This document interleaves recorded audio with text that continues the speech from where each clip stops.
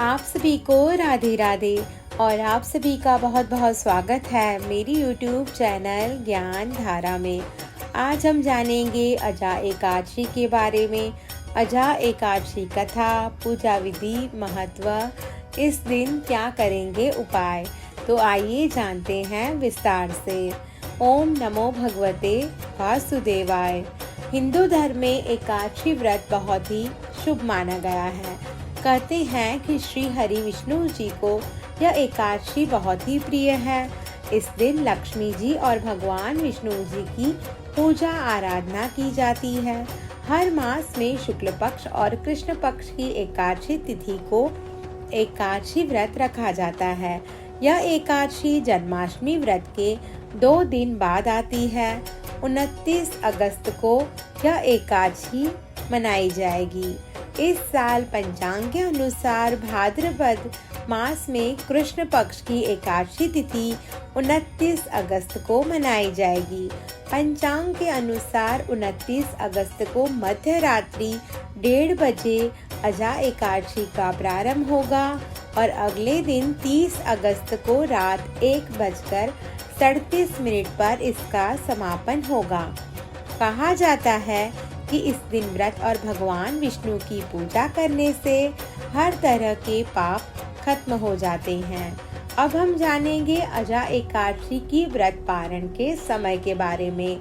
अजा एकादशी व्रत पारण का समय 30 अगस्त को लाभ चौघड़िया में 7:34 से 9:10 तक आप व्रत का पारण कर सकते हैं। इस दौरान व्रत का पारण करना बेहद शुभ रहने वाला है। अब हम जानेंगे अजा एकादशी के महत्व के बारे में। पद्म पुराण के अनुसार जो व्यक्ति अजा एकादशी का व्रत करता है उसे सभी पापों से मुक्ति मिलती है। अजा एकादशी के प्रभाव से व्यक्ति के पापों का नाश होता है। साथ ही इस व्रत के प्रभाव से व्यक्ति को मोक्ष की प्राप्ति होती है। मान्यता है कि इस व्रत को करने से अश्वमेध यज्ञ के समान शुभ फल मिलता है। अजा एकादशी पर जो भगवान विष्णु की पूजा और उपासना करता है उनसे अश्वमेध यज्ञ के बराबर फल मिलता है। इस व्रत का संबंध राजा हरिश्चंद्र से है। ऐसा कहा जाता है कि राजा हरिश्चंद्र ने इस व्रत को किया और उनका मरा हुआ बेटा दोबारा जीवित हो गया। यही नहीं, राजा को सारा राजपाट भी वापस मिल गया। ऐसा कहा जाता है कि यह एकादशी सभी पापों को समाप्त कर मोक्ष को देने वाली है। अब हम जानेंगे अजा एकादशी की पूजा विधि के बारे में। अन्य एकादशी के व्रत की ही तरह अजा एकादशी के व्रत के लिए भी सच्ची भावना से संकल्प लेने का विधान है। इस दिन सुबह जल्दी उठें और अपने सभी दैनिक कार्यों से निवृत्त होकर स्नान आदि के बाद स्वच्छ वस्त्र धारण करें। इसके बाद मंदिर की साफ सफाई कर उसमें लाल या पीला वस्त्र बिछाएं। उस वस्त्र पर भगवान विष्णु और माता लक्ष्मी की प्रतिमा या मूर्ति स्थापित करें। अब इसके बाद प्रतिमा को गंगा जल का छिड़काव करें और शुद्ध करें। उसके बाद भगवान के सामने सच्चे मन से व्रत का संकल्प लें। भगवान विष्णु जी की प्रतिमा के सामने धूप, दीप, नैवेद्य, फूल और फल अर्पित करें। इस दौरान माँ लक्ष्मी जी की भी पूजा करें और इसलिए माँ लक्ष्मी को भी पूजा सामग्री अर्पित करें। व्रत के दौरान व्रती को दिन भर उपवास रखना चाहिए। हालांकि अगर ऐसा संभव न हो तो फलाहार लिया जा सकता है। सच्ची भावना से भगवान विष्णु और माता महालक्ष्मी की पूजा अर्चना कर उनकी आरती करें। शाम के समय उन्हें 5 मेवों से भोग लगाएं। इस दौरान ध्यान रखें कि भगवान विष्णु जी को भोग लगाए जाने वाले भोजन में तुलसी का प्रयोग जरूर करें, क्योंकि ऐसा कहा जाता है कि तुलसी का प्रयोग करने से भगवान नारायण अति प्रसन्न होते हैं। इस दिन विष्णु चालीसा और विष्णु सहस्त्र नाम का पाठ अवश्य करें।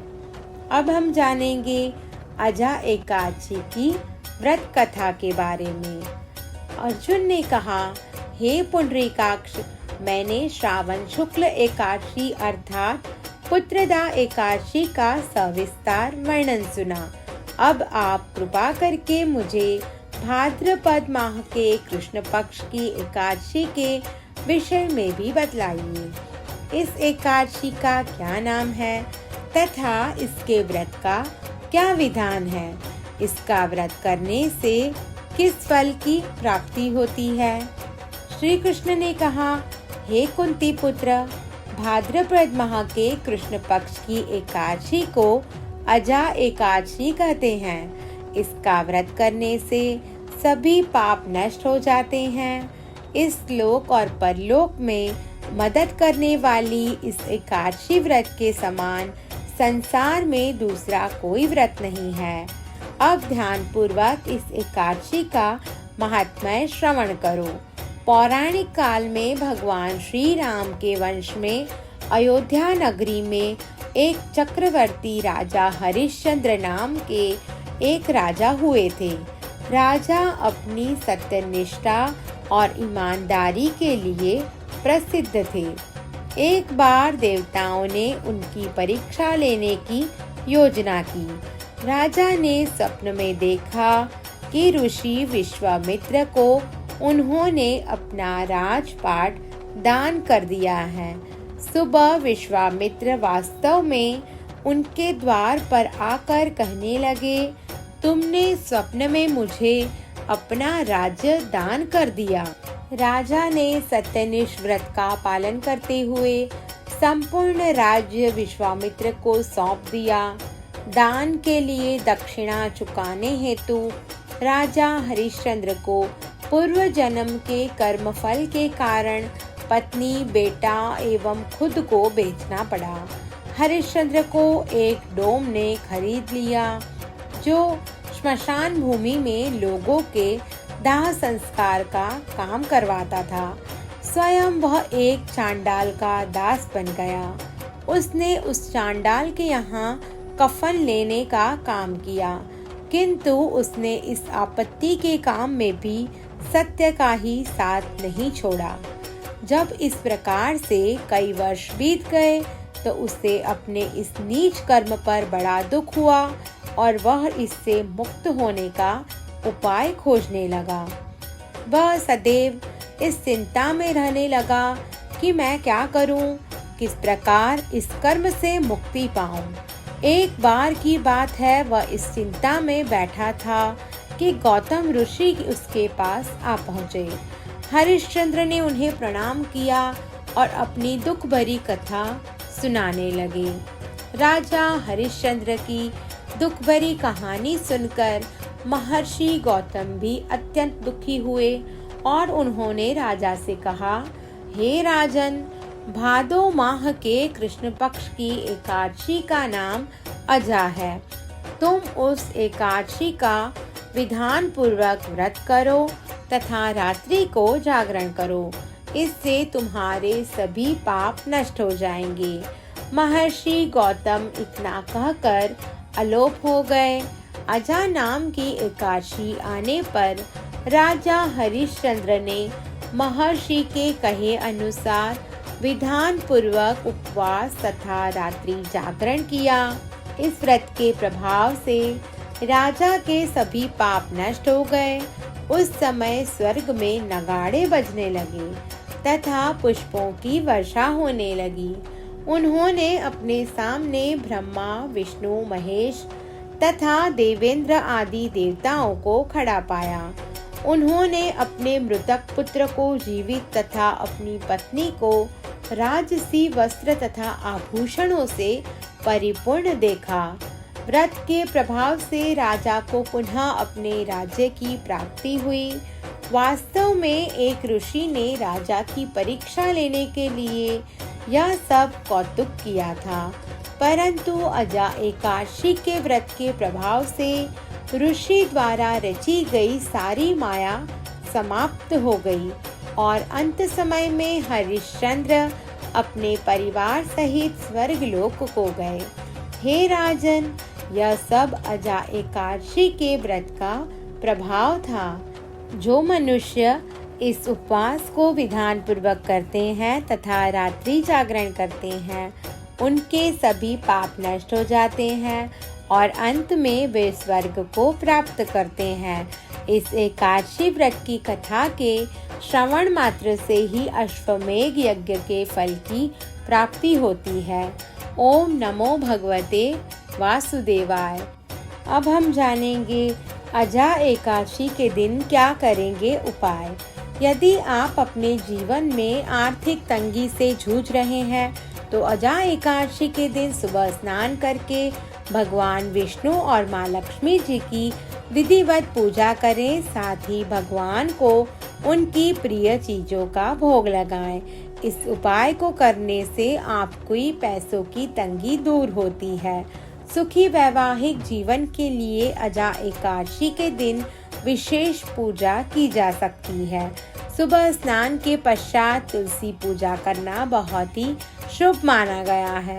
मान्यता है कि तुलसी में धन की देवी माँ लक्ष्मी का वास होता है। यही वजह है कि तुलसी पूजा से माँ लक्ष्मी का आशीर्वाद दंपति के जीवन पर पड़ता है। सनातन धर्म में अन्न और वस्त्र का दान करना बहुत ही शुभ माना गया है। अजा एकादशी के दिन भी जरूरतमंदों को अन्न और वस्त्र का दान करना चाहिए। ऐसा करने से जीवन में हर कार्य में सफलता मिलती है।